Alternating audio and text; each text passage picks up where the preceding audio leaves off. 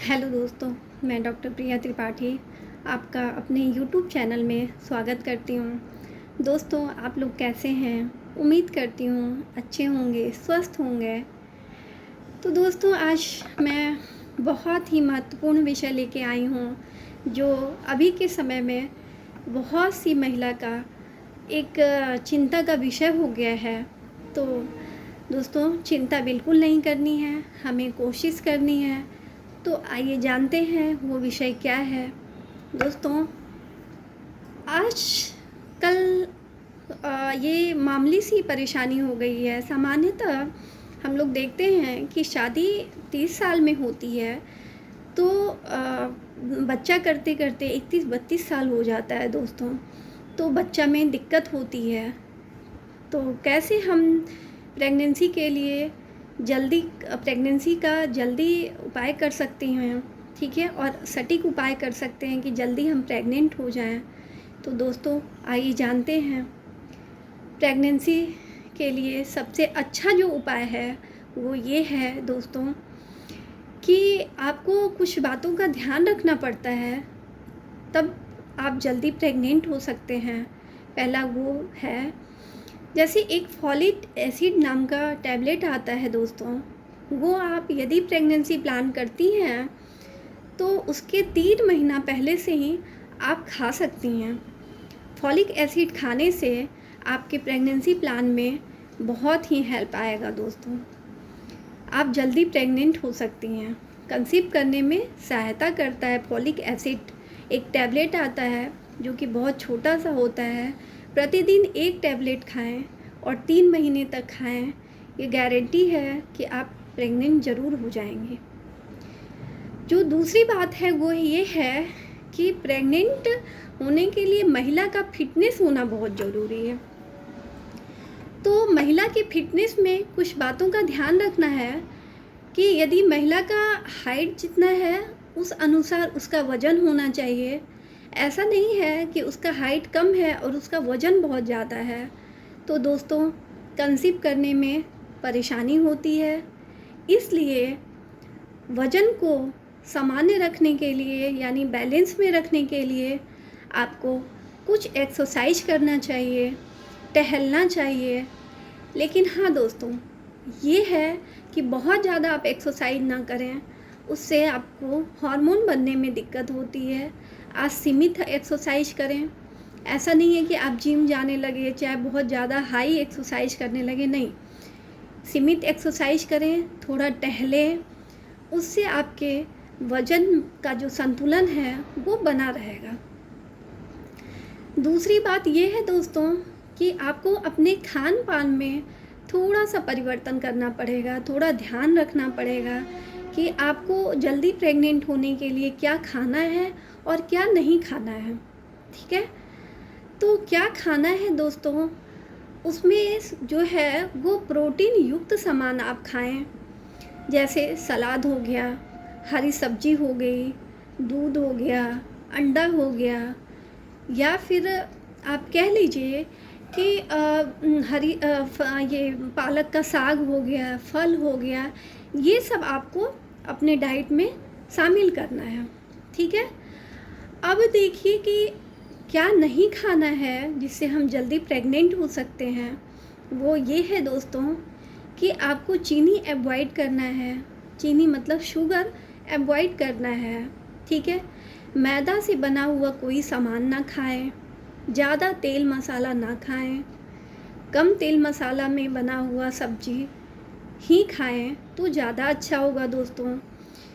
और फिर है, अपना जो माइंड है उसे हेल्दी रखें दोस्तों। बहुत बार क्या होता है, हमारे डिप्रेशन की वजह से प्रेगनेंसी कंसीव करने में दिक्कत आती है। तो दोस्तों, आप डिप्रेशन बिल्कुल ना लें।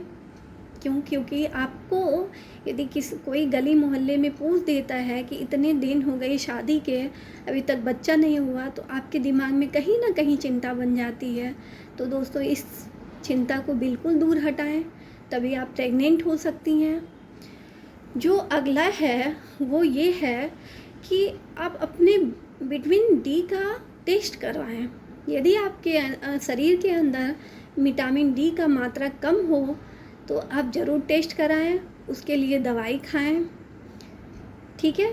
फिर आगे जो है वो ये है कि आपको अपने ओव्यूलेशन डेट का जानकारी होना चाहिए कि आपका जो ओव्यूलेशन डेट है वो क्या है।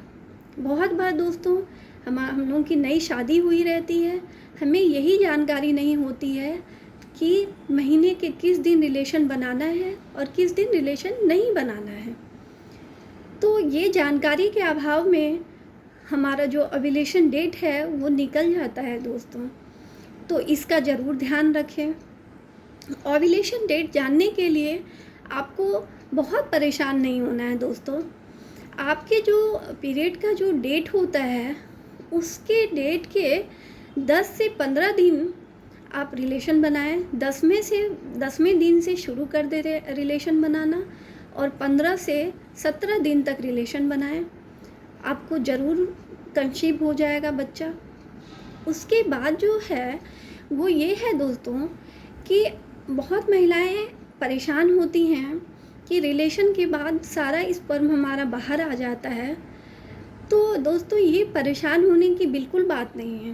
वो आपको लगता है कि वो बाहर आ जाता है, लेकिन दोस्तों वो हकीकत ये है कि वो बाहर नहीं आता है।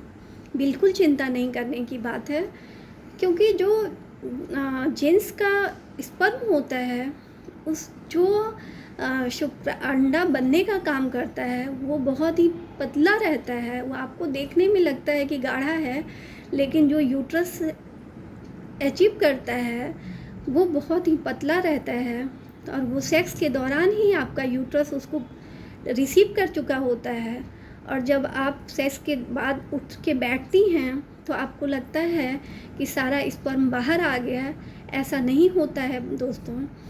यदि आपको इसका डर है तो आप सेक्स के बाद 15 मिनट तक अपने कमर के नीचे तकिया लगाकर बाएं करवट लेटे रहें, उठे ना।